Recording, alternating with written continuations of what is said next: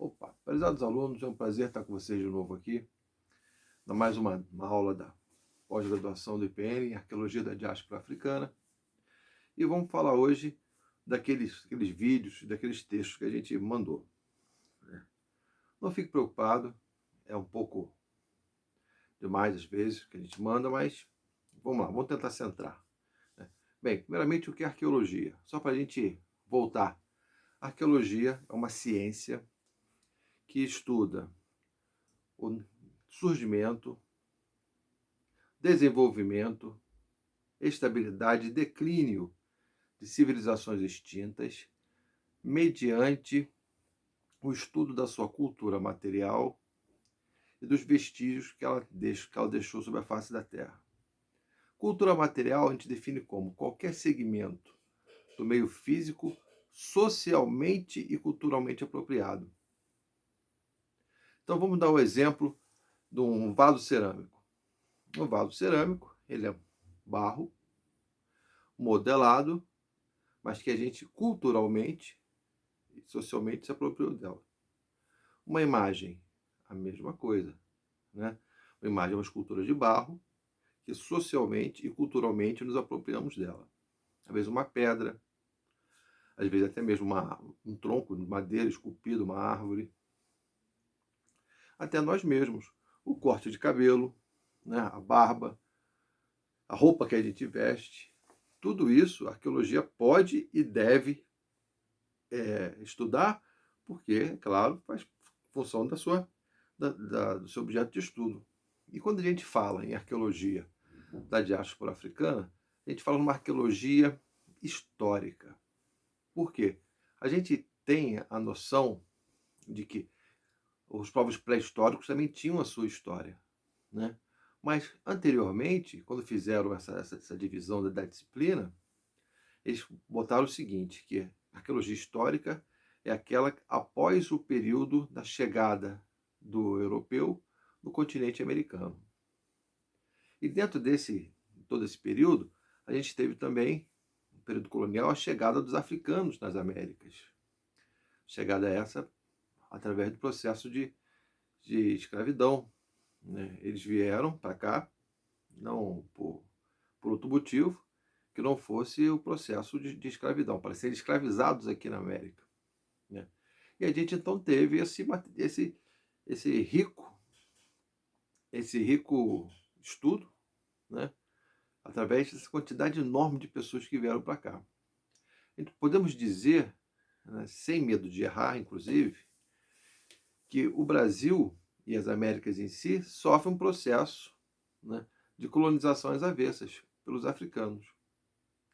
Populações africanas inteiras vieram para as Américas e aqui deixaram a sua cultura, língua, culinária, ciência, tecnologia, religião, música e tantas outras coisas.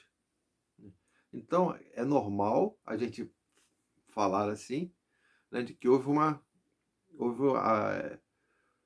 colonização às avessas dos africanos nas Américas. Né? Às avessas por quê? Porque eles não vieram aqui para colonizar. Né? Então, eles não fez parte do processo de imigração à colonização. Mas eles fazem parte de um processo de imigração forçada para as Américas. Por isso que a gente diz que é o processo de migração às avessas. Né? Às avessas não, perdão. Colonização às avessas. Eles vieram pela migração forçada da África para o continente. Como é que se deu essa migração?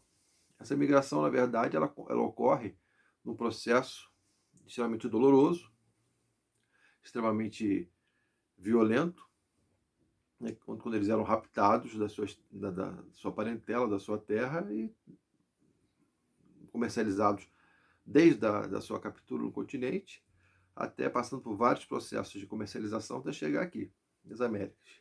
E ao chegarem aqui, eles deixaram, né, traços na nossa sociedade. Vamos imaginar aqui que uma fazenda, né, qualquer, eu tivesse 400, 500 africanos escravizados. E a sociedade colonial que estava ali, às vezes tinha 10 indivíduos. dentro daquela casa grande da fazenda. Então, eu tenho muito mais vestígios arqueológicos, mesmo que estando invisíveis ainda, né, daquela sociedade que veio da África, do que da sociedade colonial. Basta que o arqueólogo saiba procurar e ver esses vestígios. A interação do africano na colônia, nas Américas, é tão forte que ela modifica aspectos fundamentais. Ela modifica a crença, ela modifica a língua, né? Ela modifica a sociedade. Não é simplesmente uma chegada, né, e uma instalação de um grupo que não vai causar nenhuma modificação nas Américas, ao contrário. As Américas são crioulas, né? Elas têm uma civilização totalmente enxertada pela civilização africana. Ok? É isso que para a gente já começar a perceber, para a gente começar já a ver, né? Outro ponto importante na arqueologia, que a gente vai ver, da diáspora africana, é que por um bom tempo o arqueólogo ele vai procurar a África nas Américas. Ele vai procurar achar traços africanos no subsolo, traços africanos nos templos, traços africanos nas fazendas, como se a África fosse introjetada dentro do Brasil. Na verdade, o que eu tenho é o africano aqui. Ao chegar aqui, ele modifica toda a sua relação, né, espacial, religiosa e até mesmo os seus objetos com o que ele encontra aqui na Terra. Então, dificilmente eu vou encontrar uma escultura africana feita no Brasil. O que eu vou encontrar são esculturas, né, às vezes até santos cristãos, feitos com toda a estética africana. Dificilmente eu encontro uma vasilha, né, africana no Brasil. O que eu encontro, na verdade, são vasilhas que a gente vai chamar aqui no Brasil de cerâmica de produção local ou neobrasileira, dentro da tradição da arqueologia, com traços africanizados.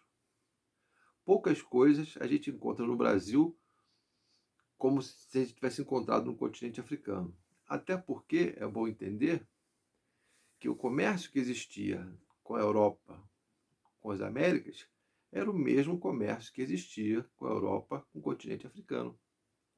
Então a gente encontra no continente africano produtos europeus, assim como a gente encontra nas Américas produtos europeus também. Então existia uma relação de compra e de comércio de África, Europa, América, Europa e depois África, América. Ok?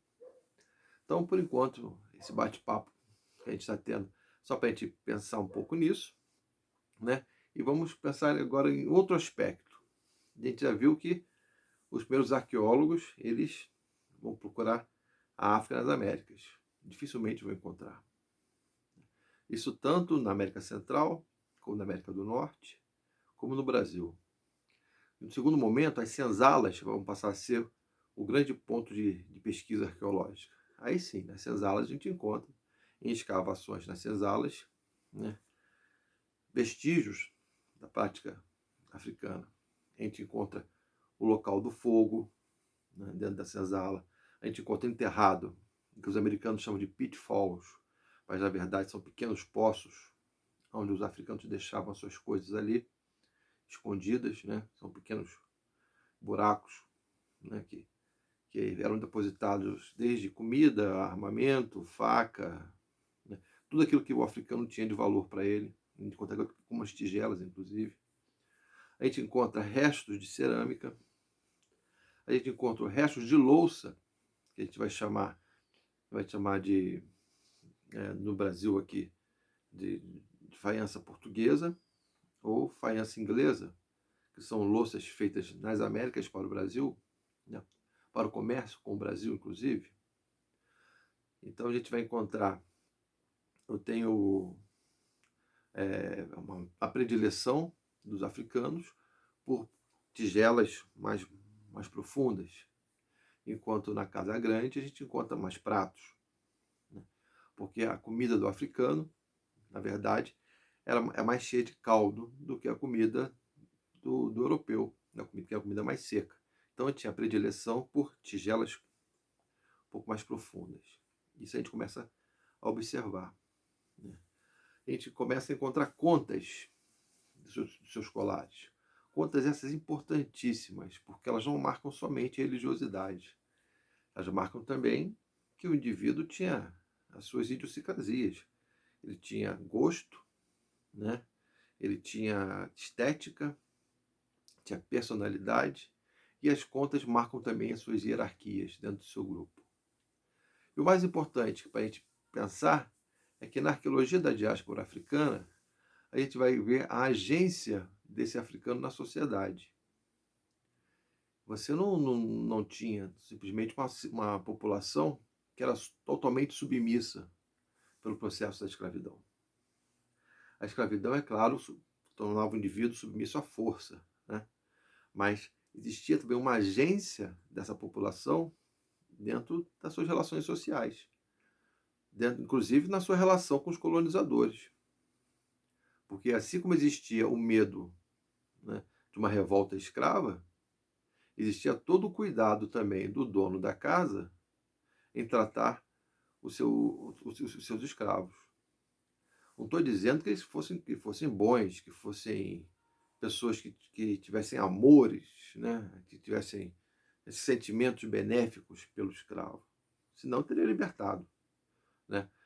Mas existia todo um cuidado social para que não se perdesse o controle sobre a escravaria. E isso, o africano que estava aqui escravizado, ele vai começar a entender que esse processo é um processo de mão dupla, né? Então você vai ter negociações de espaço dentro da própria casa, senzalas negociadas, né? Quem tem mais poder no eito tem um espaço melhor. Aqueles que estão dentro da casa, né? Os escravos da casa vão ter um lugar separado do escravo do campo, e assim sucessivamente. Não podemos esquecer que aquela senhora que estava sendo escravizada fazia comida, remédios, trazia remédios, usava a sua religião em favor, inclusive do dono da casa. Ok? Vamos pensando nisso, a gente vai discutindo um pouco mais. Dei para vocês 3 textos. O primeiro texto da Camila Agostini, falando sobre essa busca que tinha sobre os artefatos, né? Ela vai trabalhar sobre os cachimbos de forma primorosa. Camila Agostini é uma grande pesquisadora da diáspora africana, arqueologia da diáspora africana. A gente vai ter o Marcos André Torres, mostrando inclusive também esse espaço dentro da senzala, né? Que vai começar a ser visto, o espaço de trabalho, de moradia do africano. E um texto nosso, né? Tratando diretamente do cemitério dos Pretos Novos, no Rio de Janeiro, da nossa escavação do cemitério, como a gente acha esses indivíduos no solo sagrado do cemitério dos Pretos Novos, né? É uma pesquisa de arqueologia funerária, mas em relação à arqueologia da diáspora africana. Okay? Os indivíduos que estão lá no cemitério dos Pretos Novos são africanos. Eles têm lá os seus colares, suas contas, né? Junto com o posicionamento deles dentro do cemitério. Sobre esse cemitério, a gente vai falar mais adiante.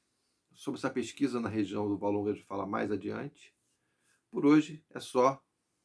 Vamos pensar. Vamos ler o texto agora com outra visão. Um abraço para todos e permaneça com o IPN, permaneça no curso de pós-graduação. Fique em casa. Esse é um momento muito importante para a sociedade. Ok? O IPN resiste e nós resistimos também. Um abraço a todos. Tchau.